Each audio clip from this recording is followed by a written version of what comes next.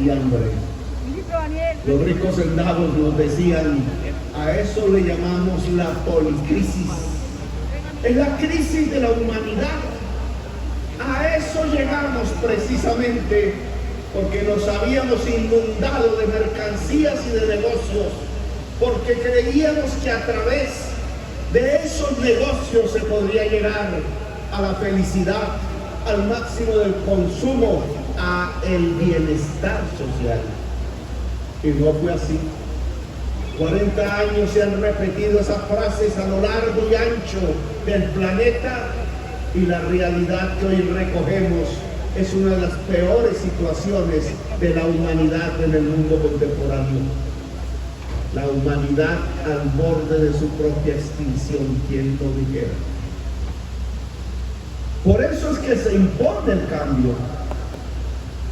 No es Colombia ajena a esta circunstancia de la humanidad, somos parte de ella, coparticipamos en estos 40 años de pensamiento casi que único que nos ha llevado a esta situación. Si es que estos meses en que he gobernado no hemos sino llegado a lugares y sitios inundados, 1 millón de damnificados, gente con hambre, vías destruidas, pueblos anegados y hambre. También en Colombia el hambre, la violencia, la crisis climática y la enfermedad. No estamos aislados de la humanidad. Las altas cordilleras de los Andes no nos protegen. No es cierto que seamos un mundo aparte, que nos soñamos mejor. Las circunstancias por las que va la humanidad es por las que va también Colombia. Por eso es que en esa campaña electoral y desde antes, porque este no es un esfuerzo de la hora, sino que van décadas de lucha de los pueblos, vía personal de muchas personas, hemos levantado la palabra cambio para expresar la necesidad de cambiar de rumbo, no de pintar este rumbo de colores. La necesidad de cambiar de rumbo con un objetivo y un porqué. Lo que nos ha traído hasta esta crisis humana es una ideología, es una manera de entender el mundo, las personas, los estados, las políticas. Se llama neoliberalismo. Y es importante que sepamos en qué consiste esa ideología, que se ha defendido por todos los medios de comunicación en general, por buena parte del pensamiento humano y político de las últimas décadas, por prácticamente todos los gobiernos, por todos los gobiernos del mundo, pero también de Colombia. Eso no es más que creer, como en una fe religiosa, que el mundo de los negocios nos iba a llevar al mayor bienestar. Tiene teoría, tiene teoremas, tiene matemáticas para demostrarlo. Matemáticas que simplemente legitiman una ideología que ha demostrado ser falsa. Desde el año 93, incluso desde los artículos del capítulo transitorio de la Constitución Nacional, se empezó a construir la idea de que en Colombia gobernásemos o gobernaran bajo esos preceptos, que los negocios nos llevarían a todas y todos al mayor bienestar individual, familiar, comunitario y nacional. A eso es que se le llama neoliberalismo. E igual que en el mundo trajo al final no el bienestar como ya todos podemos ver, sino la guerra, el COVID, el hambre, la crisis climática que nos puede extinguir, en Colombia también nos trajo una realidad. Nos volvimos profundamente desiguales, nos volvimos profundamente violentos, violencia y desigualdad, y por tanto pobreza y hambre también se adueñaron del territorio nacional. En estas décadas no conquistamos el bienestar como pueblo, sino conquistamos quizás la posibilidad de la desintegración de la nación. Hemos visto cómo se degrada la política en corrupción, cómo lo quitan la comida con el dinero público que se ha invertido en ella a los niños y a las niñas, cómo se enseñorean en las regiones de Colombia quitando los derechos fundamentales, cómo las juventudes que protestan se les ha llevado a la cárcel, se le ha disparado en los ojos.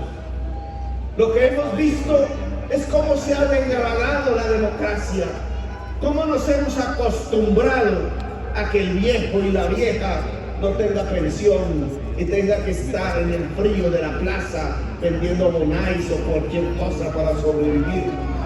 ¿Cómo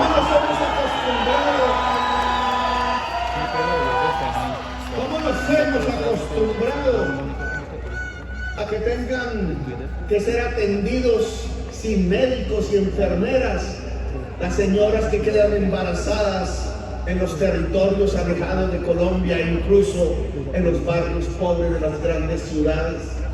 ¿Cómo nos hemos acostumbrado a que la desnutrición crezca, a que el 22% de nuestra niñez tenga anemia y nos parezca que ese resultado es el resultado de uno de los mejores modelos de salud, nos dicen en los medios de comunicación?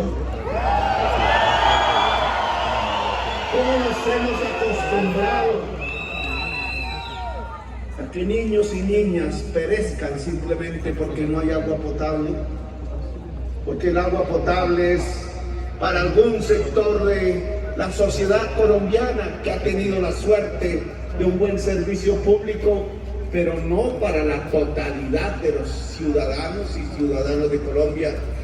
Que el médico y la médica y la operación y la medicina están para una parte de la sociedad colombiana, pero no para la totalidad de los ciudadanos y ciudadanas de este país.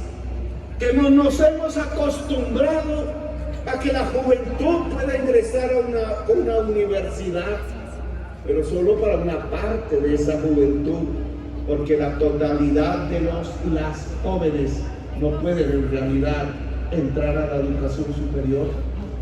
Que nos hemos acostumbrado a que podamos tener 3 platos de comida al día, pero para una parte de la sociedad, porque no la totalidad de los colombianos y de las colombianas pueden tener hoy 3 platos de comida al día. Que nos hemos acostumbrado cuando paseamos en nuestros vehículos particulares a ver cómo en las carreteras pueden pasar los minutos, a veces las horas, mirando porciones del paisaje donde un solo color es el de las cercas, porque un solo propietario es el de la tierra, y ese propietario no tiene allí ni una mata de yuca, ni una mata de maíz.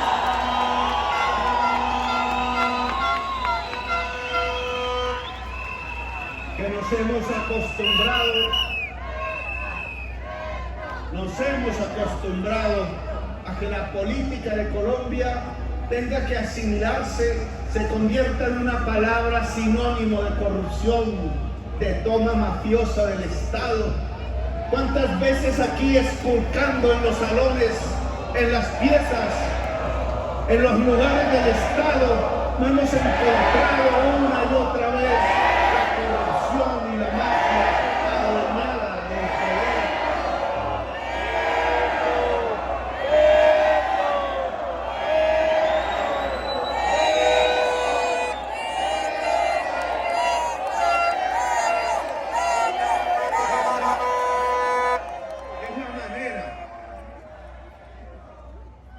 Entre el robo y la sangre, entre la guerra fratricida, buscando conseguir dineros fáciles a través de la exportación de cocaína,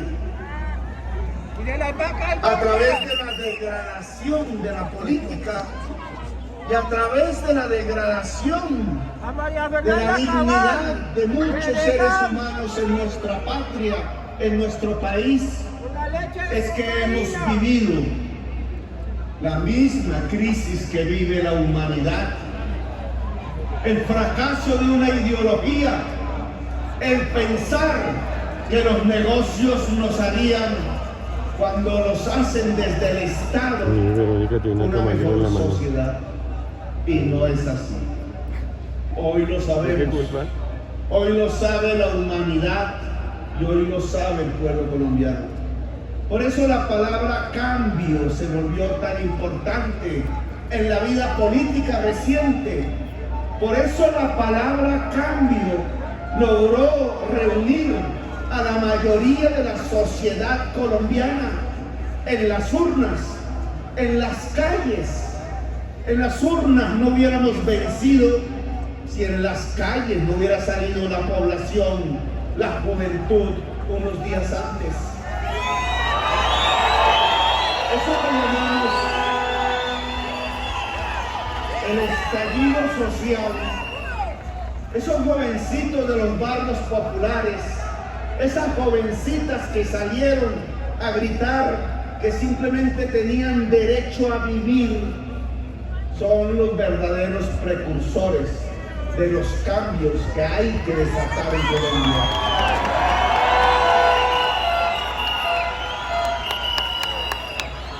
Por eso, tanta insidia contra ellos y ellas. Por eso, esa decisión absurda de tener esa juventud encarcelada.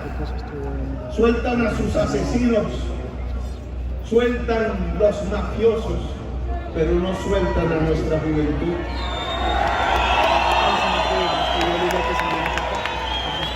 Les preocupa que se conviertan en gestores de la paz.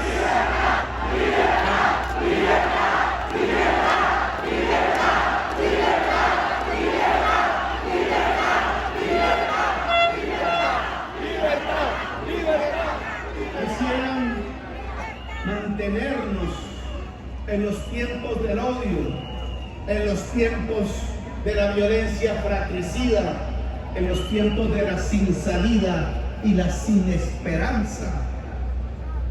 La palabra cambio cambia eso. Es precisamente salir de la sin salida para tener unas perspectivas hacia adelante. Es la definición de por qué podemos salir de la sin esperanza para pasar a la esperanza, a la ilusión que no es posible si no hay acción. Esto que yo he llamado neoliberalismo nos trajo hasta aquí, nos engañó. Las fuerzas políticas, las mayorías electorales, durante estos años que han pasado, giraron alrededor del mismo discurso retórico que no le traía bienestar a nuestra gente. Hoy sabemos que el cambio significa cambiar eso, salir de esas ideologías fundamentalistas, pasar a construir otro camino. El bienestar social no pasa por hacer negocios desde el Estado. El bienestar social se construye si garantizamos derechos universales. No que una parte de Colombia pueda comer y otra no. No que una parte de Colombia pueda estudiar y otra no. No que una parte del mundo rural pueda tener tierras y otra no. No que una parte de las mujeres y los hombres de Colombia puedan tener salud y otra no. El derecho universal es para todos y para todos. El derecho universal se denomina así porque nadie puede ser excluido. Es otra manera de intentar ver las cosas. El derecho no es para quien puede pagarlo y quien no pueda pagarlo no. Eso se llama neoliberalismo. Esto que estamos construyendo, que se llama justicia social, tiene que ver con que nadie, independientemente de cuánto dinero tenga en su bolsillo, debe acceder a los derechos universales. No puede ser excluido. Ahora sí lo de cabello. En el fondo, cabello. las reformas que proponemos, ¿Saben por qué gritan fuera de cabello? que Porque aquí está comienzan a Daniel. discutirse en el Congreso de la República aquí al frente, y que se pueden convertir en leyes si la sociedad colombiana quiere. Esas reformas, si quisiéramos sintetizarlas,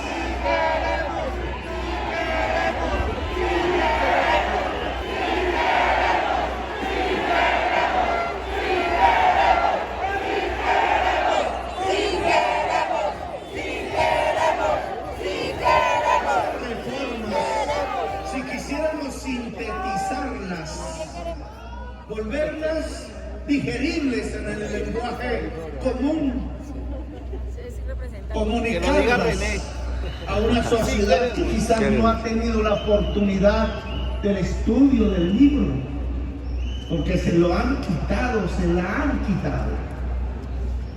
A los colombianos y a las colombianas les han quitado los libros porque le han quitado la posibilidad del saber. Por décadas y décadas, donde se destruyeron los presupuestos de la educación pública, por ejemplo.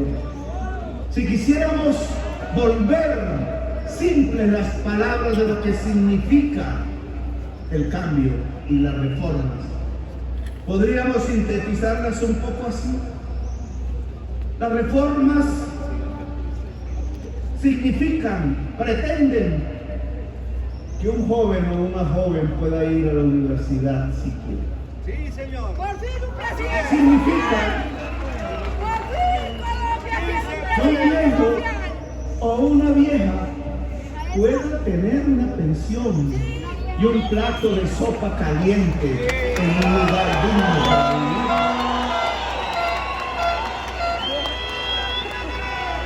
Significa que una trabajadora pueda tener estabilidad laboral y no ser acosada ni laboral ni sexualmente para que se le prorrogue el contrato de 3 meses.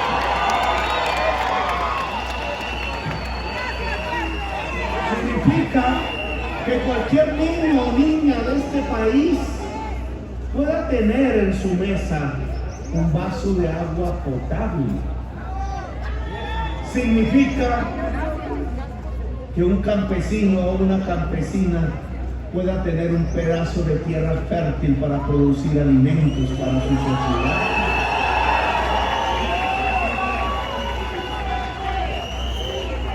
Significa que cualquier familia en cualquier lugar del país pueda tener la visita rutinaria permanente de un médico, de una médica, de una enfermera que le pueda tomar la presión a la mujer embarazada para evitar que muera, como hoy están muriendo, o que pueda atender al niño y en la niña en su desnutrición, o que pueda atender al viejo, o que pueda prevenir la enfermedad. Con esa simpleza es que podríamos decir que así se enmarcan las reformas que estamos presentándole al Congreso. No estamos presentando negocios hechos desde el Estado. ¡Epa! Qué pena. No estamos profundizando ese camino que no trajo justicia social y que nos condujo a ser una de las sociedades más desiguales del planeta. Lo que estamos presentando son proyectos de reforma que buscan la garantía real de los derechos universales fundamentales para la sociedad colombiana. Creemos que así se construye la paz. ¿Qué es la paz? Un acuerdo con algún grupo armado. Pasa por ahí, pero sabemos que esos acuerdos son reemplazados por nuevas guerras y nuevas violencias y nuevos actores que se arman. La violencia en general puede disminuir en Colombia si Colombia es para todas y todos los colombianos. La violencia en Colombia tiene una causa motora, no la única, pero sí la fundamental, que es la exclusión que ha vivido esta sociedad, muchos de sus territorios, mucha de su población. Es esa desigualdad permanente, profunda, que no se ve casi en ningún otro lugar del planeta Tierra, lo que nos ha llevado a vivir décadas de violencia permanente, casi que una violencia perpetua, casi como que si fuera la manera normal de vivir de un colombiano o de una colombiana, y no lo es. Violencia que se vive en campos, en regiones, pero que se nos cuela por todos los poros, porque generaciones enteras incluso han enfermado mentalmente al vivir, al convivir en medio del terror, en medio de la violencia, en medio de la sinrazón. Una violencia que se mete incluso en la familia, que golpea a la mujer, que golpea al niño, que se mide en las truculencias del barrio, cuando no puede haber tolerancias ni discusiones. Una vez se toma una cerveza o dos, cuando no se ve ni siquiera en las discusiones, cuando ni siquiera lo podemos sentir en la política, porque la política también la convirtieron en un instrumento del odio y no del encuentro y de la reconciliación. La violencia se ha vuelto casi el diario vivir, no solamente de las personas allá que están subyugados por las autodefensas de no sé qué o por las disidencias de no sé cuánto, permanentemente viviendo bajo las armas en regiones que se acostumbraron quizás al terror. Pero la violencia no está solamente allá, la violencia está aquí, la violencia está en los hogares, la violencia está en los barrios, la violencia está en los colegios, la violencia está en la política, la violencia se pasea por estos palacios, porque no ha sido posible precisamente que Colombia le pertenezca a todas y todos los colombianos. Aquí hacemos un cambio entonces, un cambio en el camino rutinario de la violencia y de la injusticia. Veo frío a la niña. Hemos encontrado quizás una causa, un motor que expande esa violencia y esa injusticia. Le puso un nombre que las izquierdas del mundo se inventaron, el neoliberalismo, pero que tiene un sentido. Es que si entregamos el Estado a los más poderosos desde el punto de vista de la riqueza, no habrá inclusión humana. Es que si le entregamos el control de la salud a los más poderosos de Colombia, es claro que una mujer pobre, claro que un niño pobre morirán, porque allí no hay negocio, porque no tienen con qué pagar la salud que se merecen.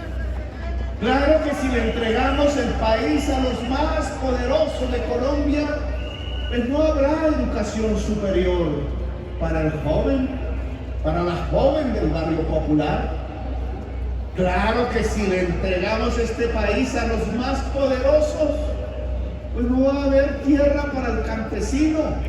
Siempre pensarán que la tierra es para el que tiene el capital y no para el que tiene la salud. Claro que si le entregamos a Colombia los más poderosos, no habrá oportunidad para los más pobres. Y los más pobres pueden incluso arrodillarse, pero no habrá oportunidades para ellos. Colombia tiene que ser entregada a su pueblo, no a los poderosos.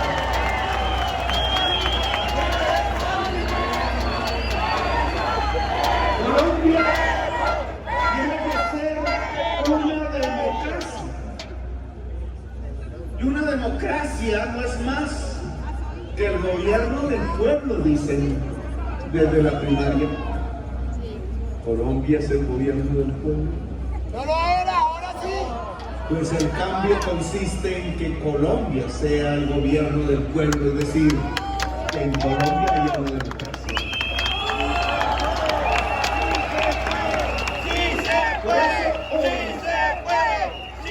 Congreso de la República le vamos a presentar A mandar a Prada. 3 reformas. Las primeras, después de la reforma tributaria, donde demostramos que los poderosos podían pagar impuestos más de los que pagaban. Miren a Prada, se ríe. Prada se ríe con los impuestos. Pillado.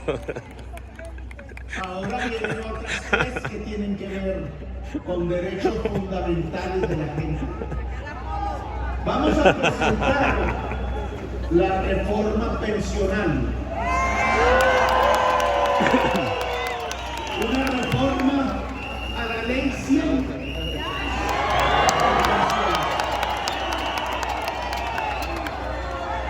Nos produjeron 2 mundos en la ley 100.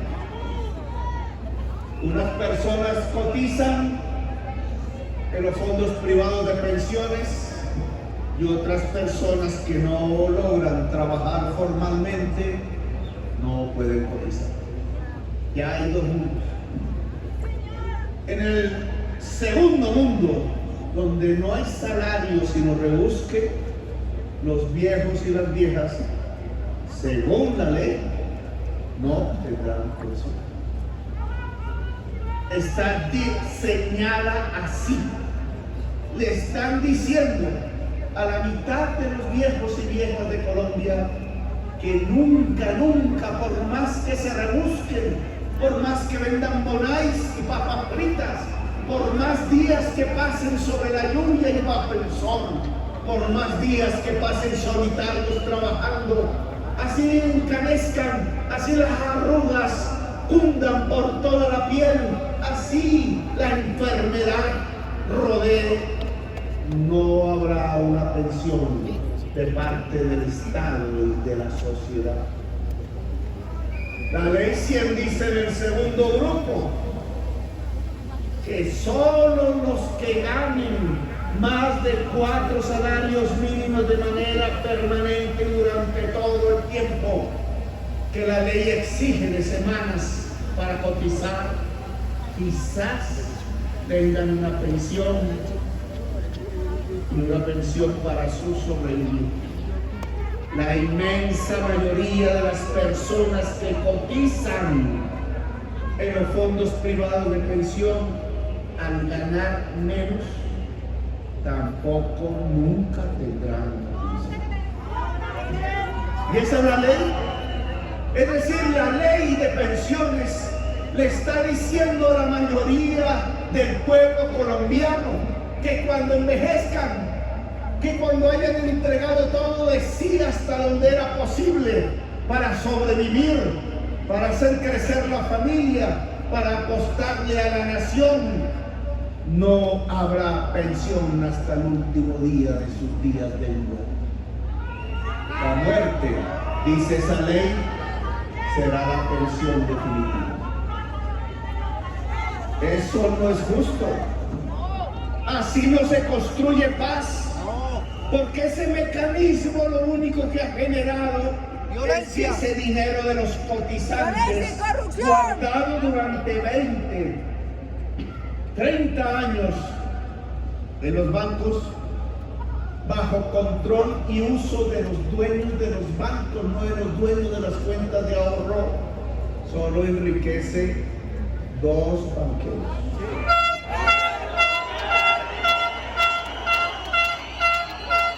Qué triste historia. Qué triste historia de injusticias. Se vende y se vende la tesis de que tenemos uno de los mejores modelos pensionales consignados en la ley 100 y es mentira.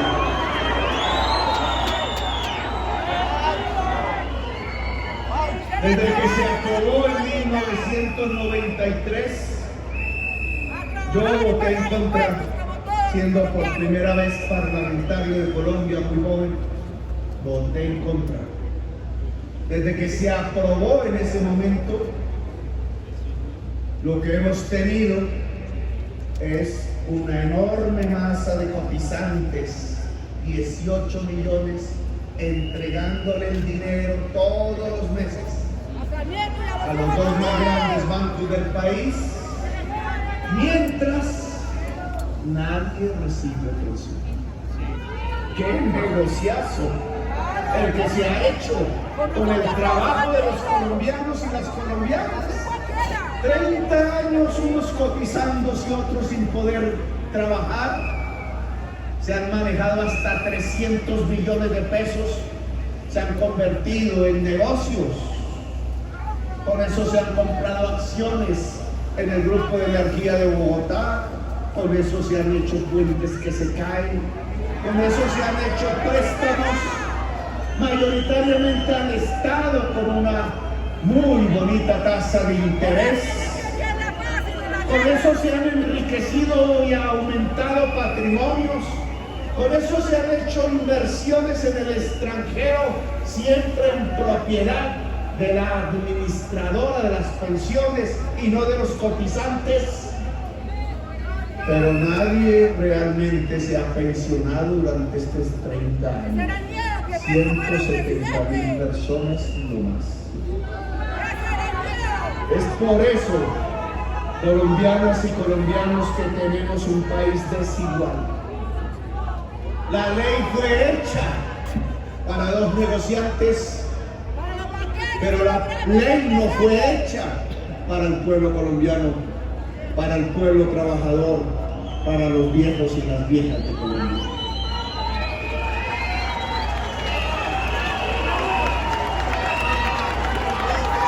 ¿Es eso lo que queremos cambiar?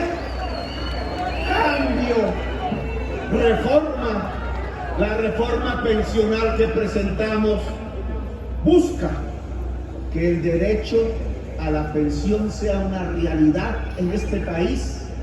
Busca, al fortalecer con las cotizaciones a Colpensiones, que se adquiera el verdadero derecho a pensionarse para sí mismo y para la cónyuge o el cónyuge sobreviviente.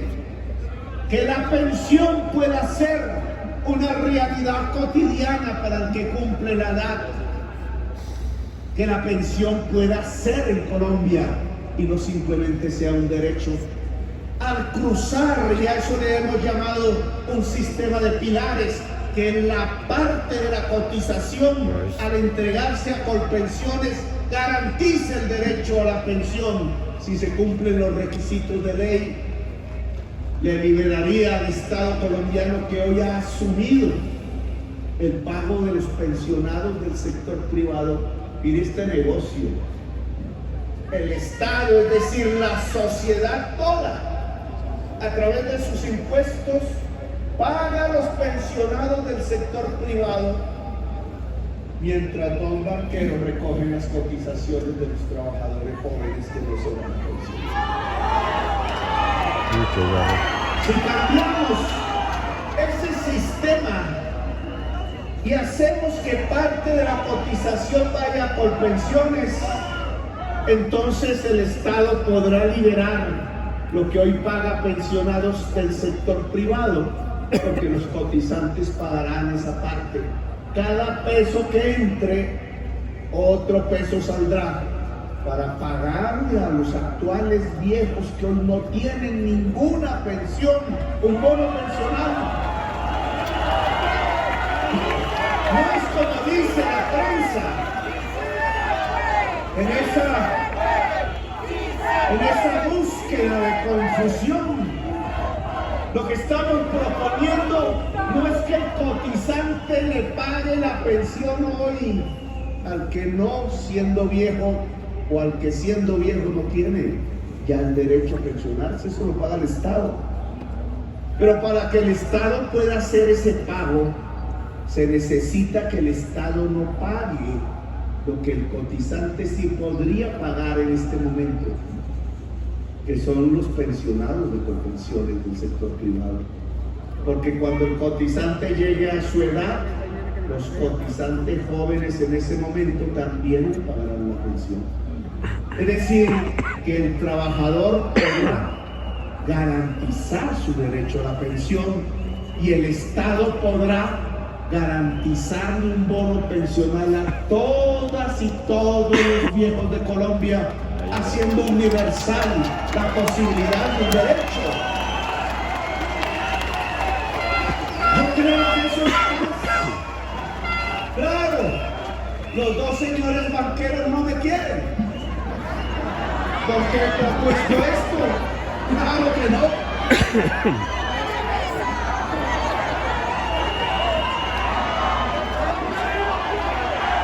Banqueros que están llenos de dinero aparecen en la revista Forbes. Para ellos nunca nada es suficiente. Porque no tienen un momento de reflexión. Porque si lo que he dicho en este discurso es cierto, si las condiciones de la crisis mundial son tan profundas y realmente marcan una nueva fase en la existencia de la humanidad, si es que la podemos tender y solo si hacemos un cambio mundial.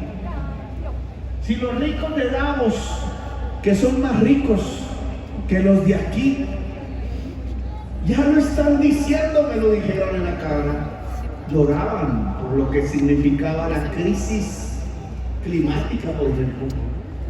Si eso empieza a permearse, uno de los más ricos salía por las calles frías, llenas de nieve, de Davos, con un cartelito, así como cualquier sindicalista, diciendo, cóbrenme más impuestos.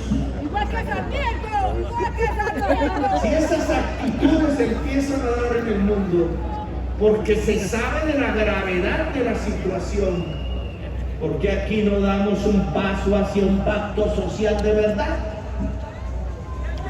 Porque no se ha leído el significado de las elecciones que acaban de pasar. Es que el pueblo no cambió en las urnas simplemente por una moda. No, eso dejemos que Petro llene las plazas en campaña, que después el pueblo se aburre porque pasa de moda.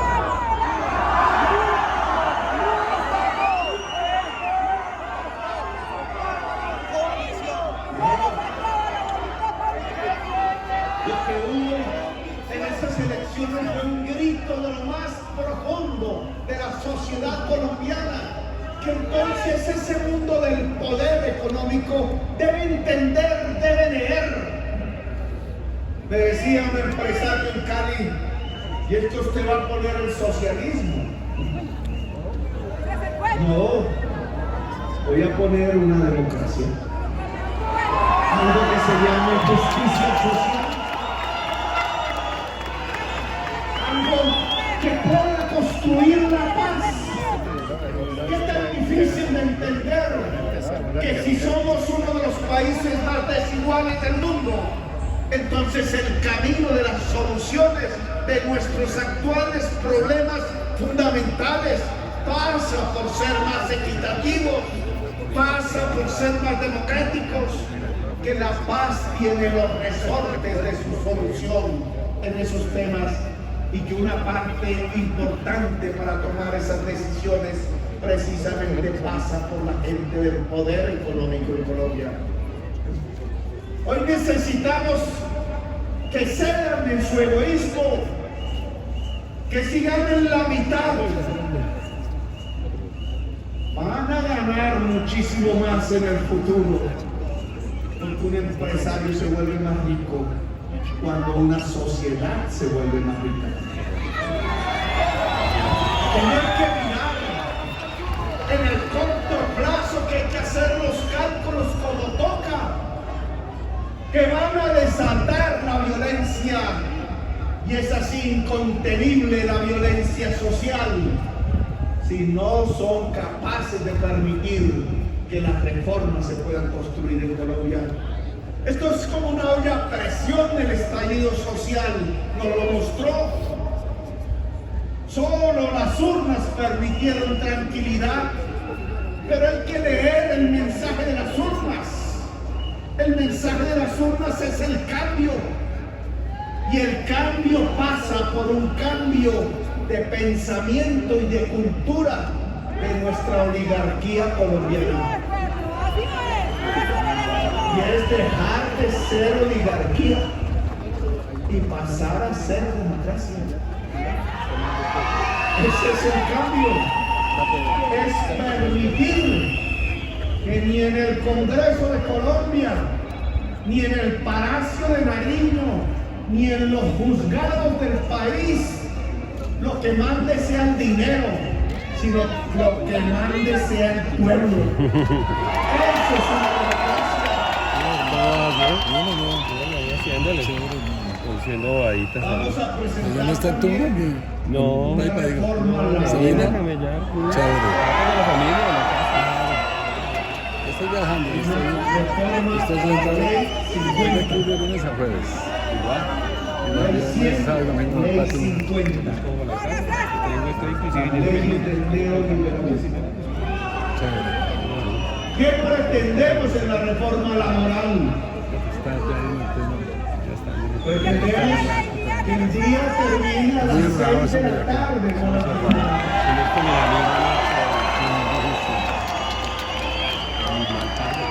Pretendemos que exista un sábado y domingo que se consideren días de descanso. Y que por tanto, al trabajar más allá de las 6 o al trabajar un sábado y un domingo, haya unas extras en el salario.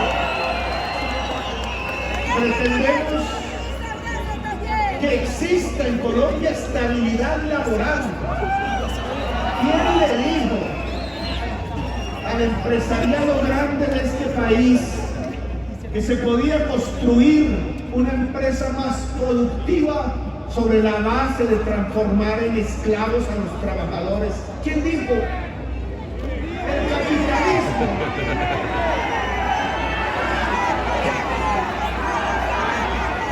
Las respuestas del pueblo. El capitalismo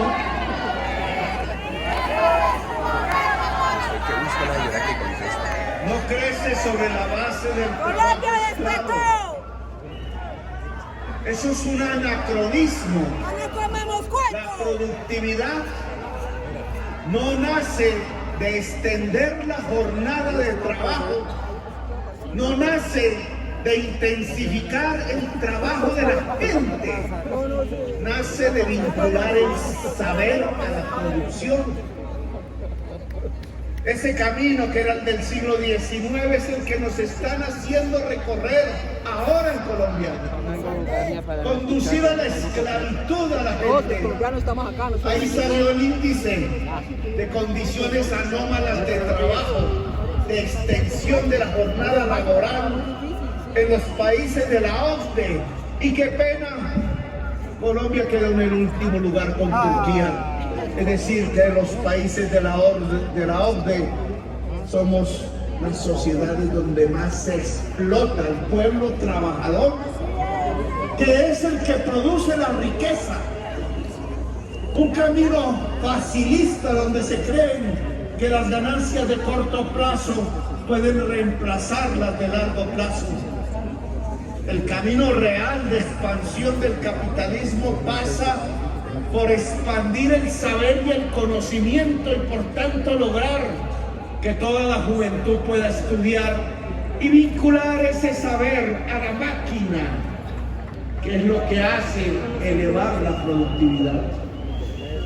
Pero no, en Colombia ni siquiera ese capitalismo es visto.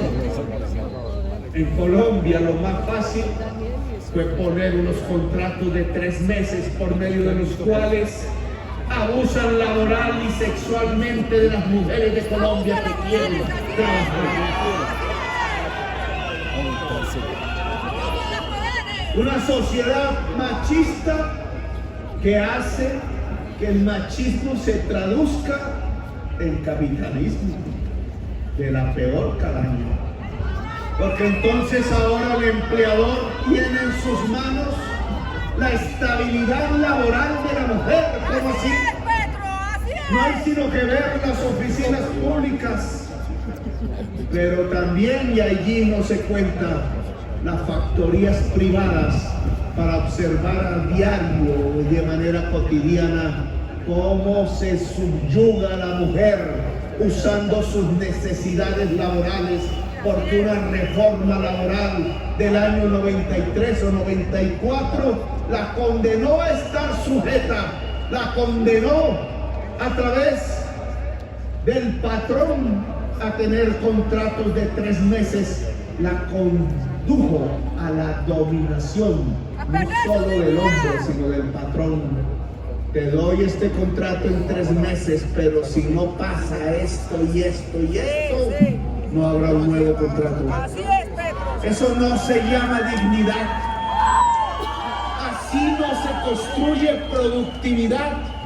Así una nación no construye su riqueza. La productividad nace en el siglo XXI del saber y no de la explotación laboral. Por tanto, la reforma que vamos a presentar a esa ley 50 trata de la dignidad del trabajador y de la trabajadora. Trata de la estabilidad laboral. Es que si el mundo del trabajo es más estable, las empresas son más estables, el trabajador y la trabajadora llegan a querer la empresa de la cual no son propietarios. Llega a aportar su vida a un enriquecimiento más estable que debería repartirse entre mejores salarios y mejores ganancias, por tanto. Ganancia y salario no son un juego de suma cero. En el capitalismo aún se pueden crecer ambas si a la producción se vincula el conocimiento. Y ya presentaremos una reforma laboral en función de la universidad y el conocimiento.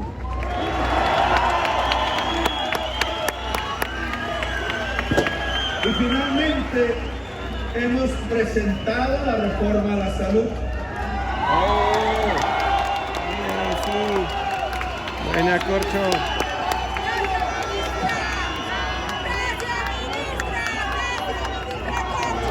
También es una reforma a la ley 100.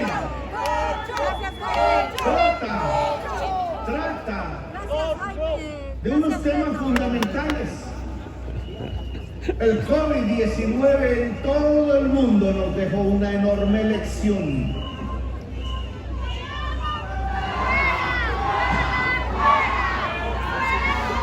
Esa lección tiene que ver con que si no hay un sistema de prevención de la enfermedad, somos más vulnerables a la muerte. Gracias, su merced. Colombia nunca ha tenido un sistema preventivo de salud. Ni antes de la ley 100, ni después de la ley 100. Hay críticos que dicen, es que ustedes nos quieren llevar a los tiempos del ICS, a los tiempos de la salud estatal de antes de la ley 100. Pues yo tengo que decirles que tampoco, porque antes de la ley 100 nunca hubo un sistema de prevención de la enfermedad en Colombia. Eso no ha existido en nuestro país. Y lo queremos construir Algunas experiencias hemos tenido en algunas ciudades. Bogotá fue una, Medellín otra. Pequeñas experiencias de lo que significa prevenir la enfermedad Son abusivos. antes que curarla. El dicho popular tiene mucha sabiduría. Es mejor prevenir que curar. Pero en Colombia nunca hemos hecho prevención. Prevenir significa que la casa tenga cerca médicos, médicas. No, servicio no, de salud. después lo suba porque la no dejó. Y la casa No, no es la ciudad. solamente chapinero. Para Colombia la casa puede ser una vereda alejada. Puede estar en la selva. Puede estar en el desierto de la Guajira. Puede estar frente al océano Pacífico. Puede estar en el barrio pobre de la ciudad. Allí también tiene que estar cerca el médico, la médica, el servicio de salud. Eso no lo tenemos hoy. Hoy la salud se ha fragmentado de acuerdo a la capacidad de pago, como todo negocio es. Hoy tiene salud buena, servicios de salud excelentes. ¿Quién puede pagar? Hoy no hay sino que mirar el mapa de Colombia y ver dónde están los hospitales, las clínicas, los consultorios, las EPS. Los especialistas. Hoy no está en todo el mapa de Colombia. Hoy está donde hay mercado, donde hay capacidad de pago. Hoy está en Chapinero. Se puede extender un poco, quizás no tanto al centro, pero sí a algunos barrios más allá del occidente. Pero no están en Amazonas, no están en Guaviare, no están en La Guajira, no está en Ciudad Bolívar, ni Usme, ni Bosa. No está en las veredas de Colombia, no hay salud para el mundo rural de este país. No está en el Pacífico, no está en los pueblos del Caribe. Y eso hace. No, porque los del Cauca están aquí.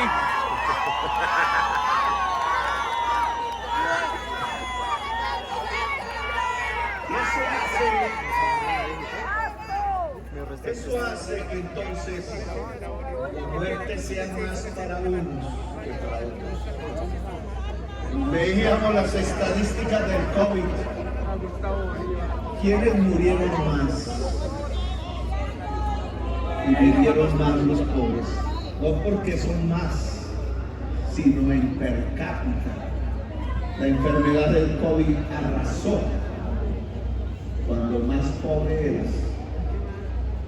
Y eso lo descubres en otras circunstancias. Cuando mueren los niños de desnutrición, ¿qué niños mueren? Los de los territorios pobres de Colombia. Cuando muere la mujer embarazada porque no la cuidaron y que se llama tasa de mortalidad materna. ¿En qué sector social mueren más las mujeres porque no fueron atendidas durante su embarazo? Mueren en unas EPS que llaman EPS subsidiadas. Del régimen subsidiado. Y yo leo la ley, las normas, y me dicen las leyes que esas EPS tenían que atenderlas. ¿Por qué no las atendieron? ¿Por qué no las atendieron? ¿Por qué si miro las estadísticas de la OCDE, Colombia queda en el último lugar por el número de mujeres embarazadas que mueren por no ser atendidas? En el último y de lejos 3 veces más que el penúltimo lugar. Y a eso me llaman el mejor sistema de salud del mundo. Depende. Depende si es en Chapinero o depende si es en La Guajira. Y no se trata de desmejorar el servicio de Chapinero. En la reforma hemos presentado soluciones. Se trata de mejorar el servicio en La Guajira, y en el Guaviare, y en el Chocó, y en Tumaco, y en el Amazonas, y en Ciudad Bolívar, y en Osma, y en el norte de Medellín. Se trata de que el servicio de salud le dé iguales posibilidades de vida a quien tiene dinero que a quien no lo tiene, que no puede ser organizado por el mercado, porque todo mercado, por más simple que sea el de camisas, siempre se podrá comprar una camisa si tienes el dinero en el bolsillo.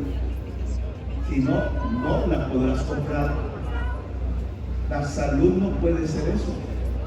Porque entonces, ¿en dónde queda el derecho a la vida? La salud no puede ser que la tienes si tienes la plata en el bolsillo y no la tienes si no la tienes, si no tienes el dinero, si no tienes con qué pagar. Por eso es que tenemos un régimen subsidiado que entrega una salud de pobres. Y por eso tenemos una salud del contributivo que entrega una salud de clase media. Y por eso tenemos unas prepagadas que entrega una salud de ricos. Hay una salud para cada sector social.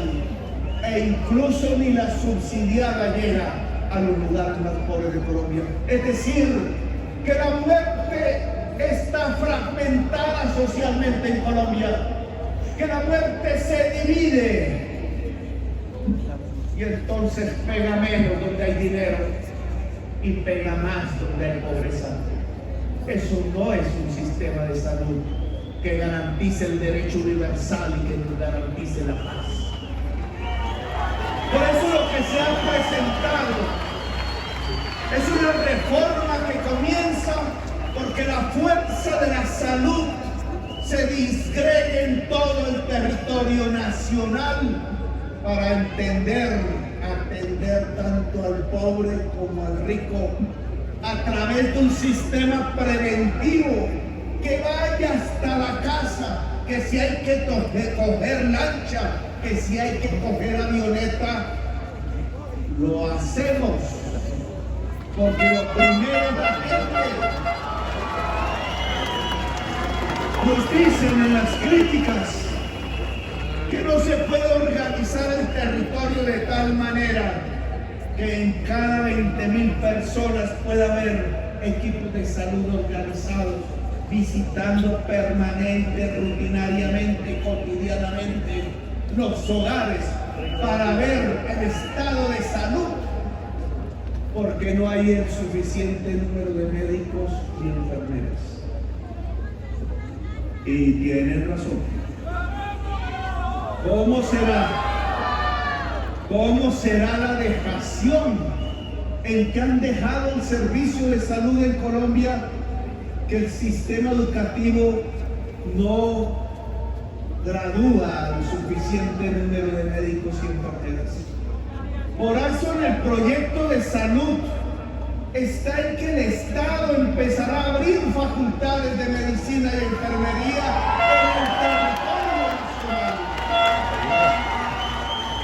No va a ser en el norte de Bogotá, va a ser en Bosa, va a ser en Ciudad Bolívar, va a ser en La Guajira, en el Chocó.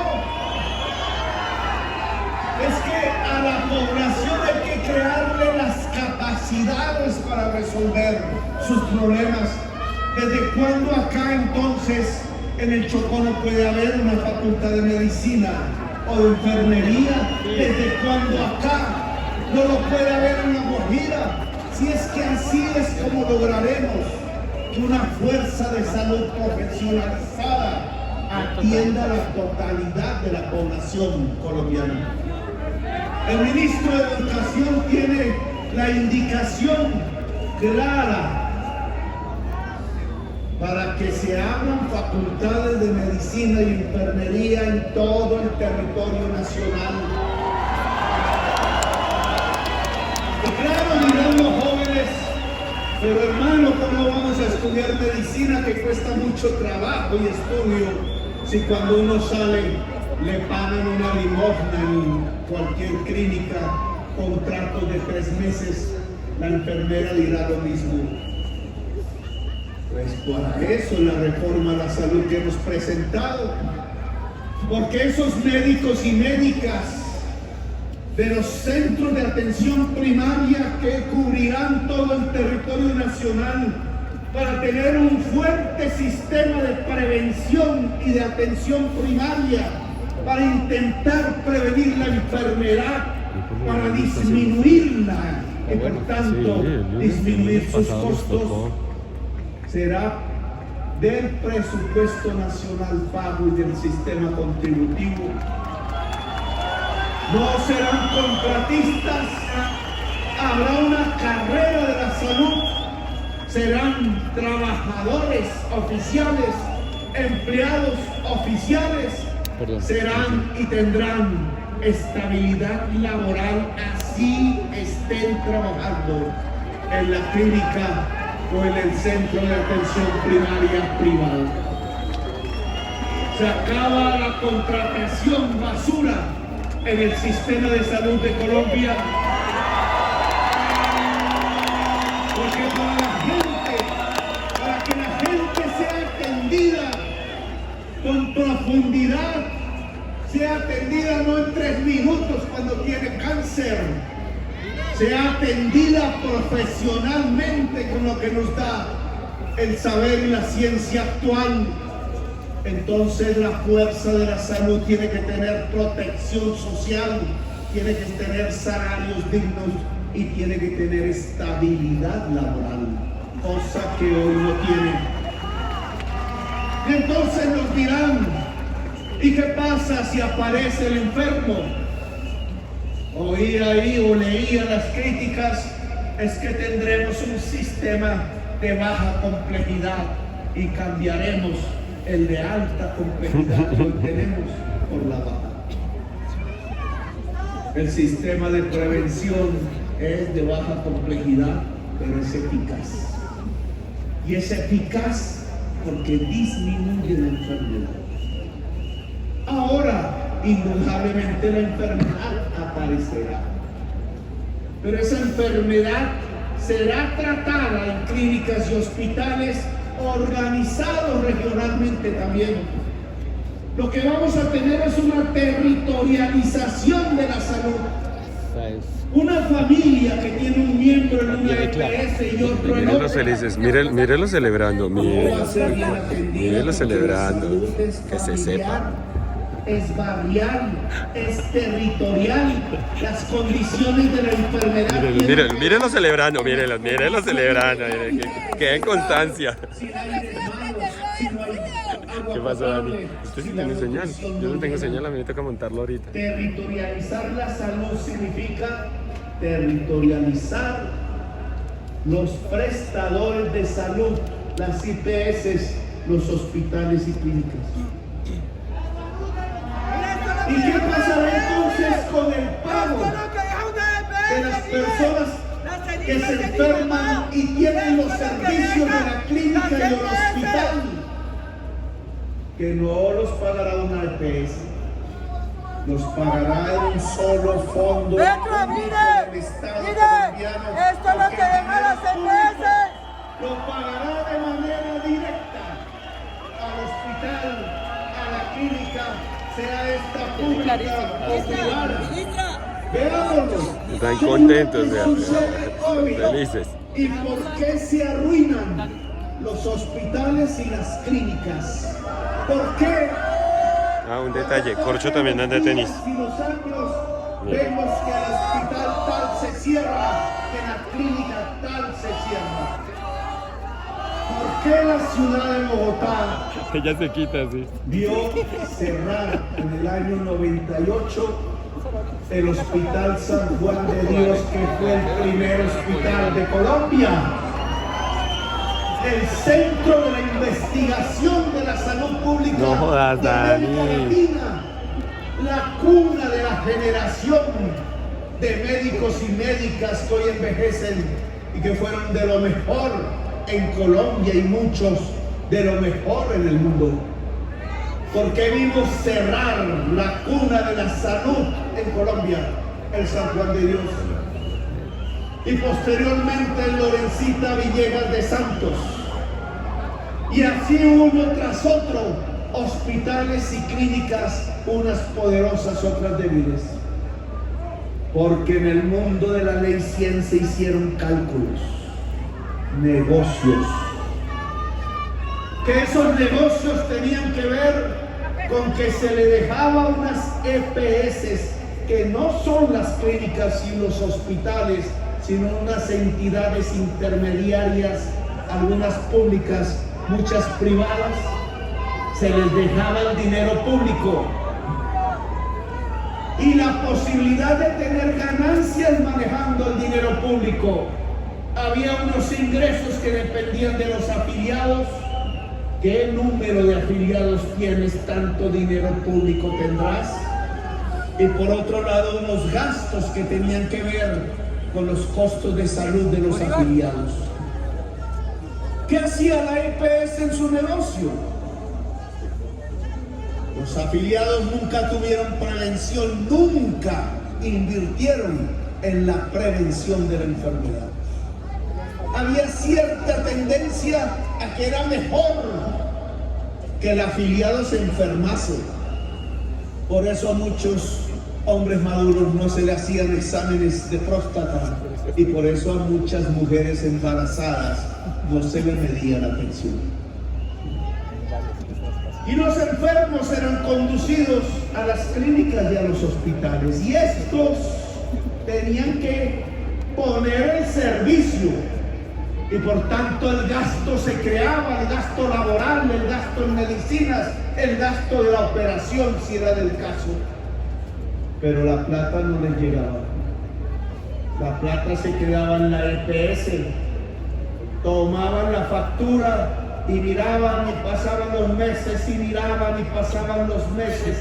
Porque entre más tiempo durara la plata guardada, plata del Estado, más ganancias se podían hacer. Y le decían al hospital, oiga, ¿por qué puso este procedimiento y este? Y el médico se fue acostumbrando a hacer procedimientos baratos y la sociedad colombiana se fue acostumbrando a que no se trataba su enfermedad con los procedimientos que la ciencia indicaba, sino con los procedimientos baratos.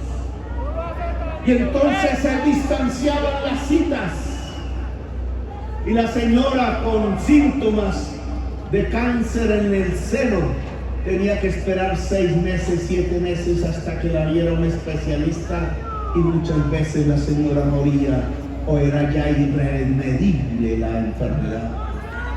¿Y esas demoras qué sentido tenían? Ganar más. ¿Y esa ganancia para dónde iba? Algunos para comprar clínicas y hacer clínicas privadas, otros para comprar aviones y pasear a la novia en París. ¿Y qué pasaba entonces con las clínicas y hospitales que había?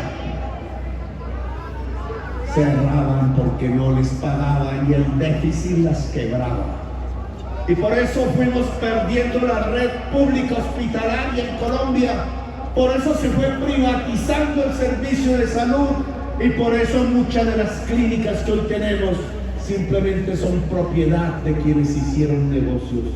Por eso las clínicas no están en el barrio pobre, ni en la zona pobre, ni en el territorio pobre, sino en los lugares donde hay capacidad de pago.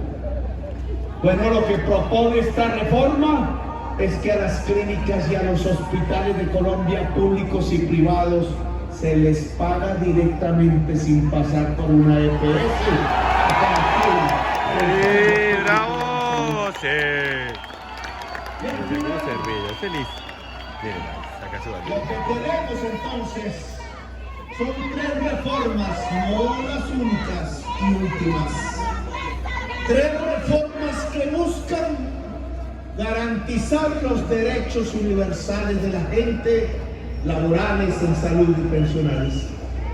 3 reformas que buscan más justicia, que la gente pueda acceder en igualdad de condiciones al ejercicio pleno de sus derechos fundamentales, como ordena la Constitución.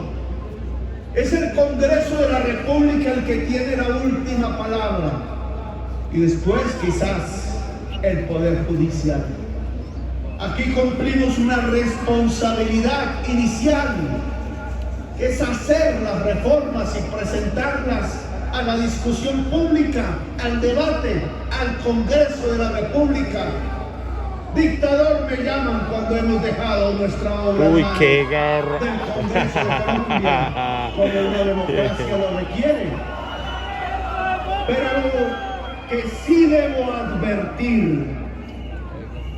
es que si por alguna circunstancia las reformas se entrabaran en Colombia, lo único que están haciendo es construir no los caminos de un pacto social, no los caminos de la paz. Aquí se está probando una fase de la historia de Colombia. En medio de tanta violencia, aquí hemos hecho un paréntesis que el pueblo colombiano quiso hacer en las urnas. Aquí lo que se está proponiendo es un pacto no sobre la base de que el pueblo se arrodilla para que nadie cambie, para que nada cambie. No. Aquí lo que se propone es un pacto social para que la oligarquía colombiana ceda en sus privilegios y permita construir una democracia y la paz. Mírelos.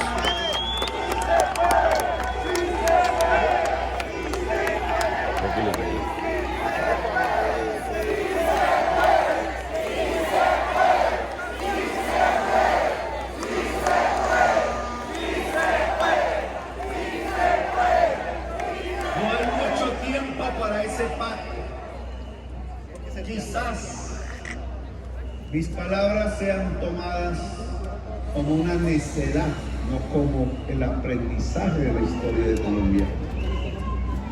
Quizás se repitan los hechos de 1938, cuando detuvieron la revolución en marcha.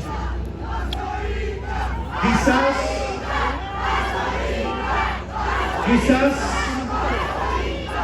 en los círculos del poder económico se tejan mecanismos para impedir a partir del dinero una época de cambios en Colombia. Si eso es así, solo hay que recordar 1938. Detener la revolución en marcha condujo al asesinato de Jorge Eliezer Gaitán y a una violencia que aún no termina. Ya van 70 y pico de años de violencia permanente en Colombia. No atendemos las lecciones de la historia. ¿Queremos repetirla? ¿O podemos, como hicieron los franceses, como hicieron los españoles, como terminaron haciendo los alemanes, como hicieron los pueblos de los Estados Unidos después de matarse entre sí, como hizo la humanidad occidental después de hacer 2 guerras mundiales y asesinarse entre sí por decenas de millones? Un pacto social, un pacto que permita ver otra época, un pacto que permita que este país encuentre algo que es natural en muchos pueblos del mundo: la democracia y la paz. Es que no es mucho lo que pedimos. No estamos pidiendo el socialismo y el asalto al cielo, ni una sociedad utópica que no sabemos ni cómo construir. Otras generaciones lo harán, quizás la que ya nazca. Pero aquí lo que estamos pidiendo es algo simple, que la mayoría de la humanidad ha alcanzado a partir de sus luchas. Lo que queremos es democracia y paz. Y por eso yo invito, como lo hice en la posesión y en la campaña, a esta oligarquía colombiana, a este mundo del poder económico, a un acto de generosidad, a un momento en donde es posible pensar en menores privilegios de hoy para obtener muchísimas ganancias en el mañana, siempre acompañado de una sociedad mucho más rica, mucho más plena, mucho más sabia, una sociedad que no se mate entre sí, que pueda crecer como todas las sociedades dentro de la humanidad. Es un acto de generosidad. Permiten las reformas de Colombia. Si no, es al pueblo de Colombia al que le corresponde profundizar esas reformas hasta donde ustedes digan. Nosotros aquí estamos listos. Nosotros aquí estamos listos hasta donde ustedes digan. Hasta donde ustedes quieran.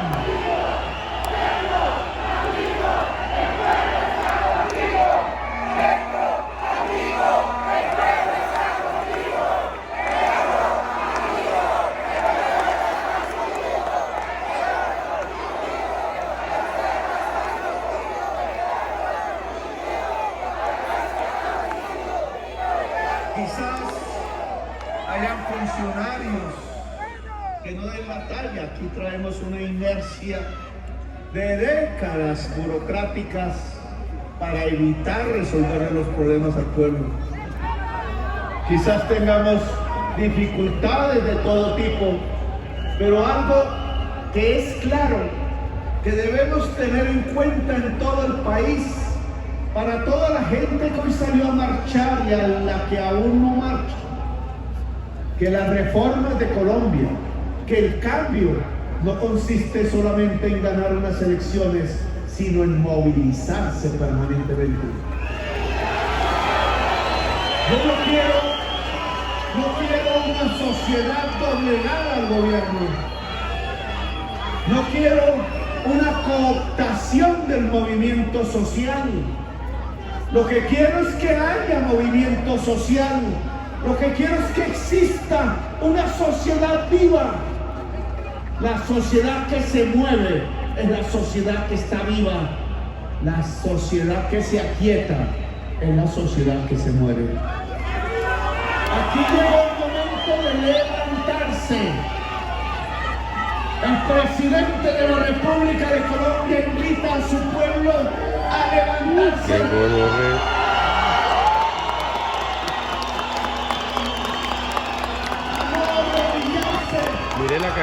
Mire la Carolina apoyando esos vainas, mire, qué constancia. Una multitud consciente de que tiene en sus manos el futuro, el presente, de que puede tener en sus manos el poder. Quiere una sociedad colombiana empoderada, independiente del gobierno. Si fallamos, pasen por encima de nosotros. Si lo logramos, le entregaremos a estas generaciones que vienen un país digno, un país con historia, un país con la frente en alto, un país que conquiste en realidad sus derechos, la justicia social y la democracia.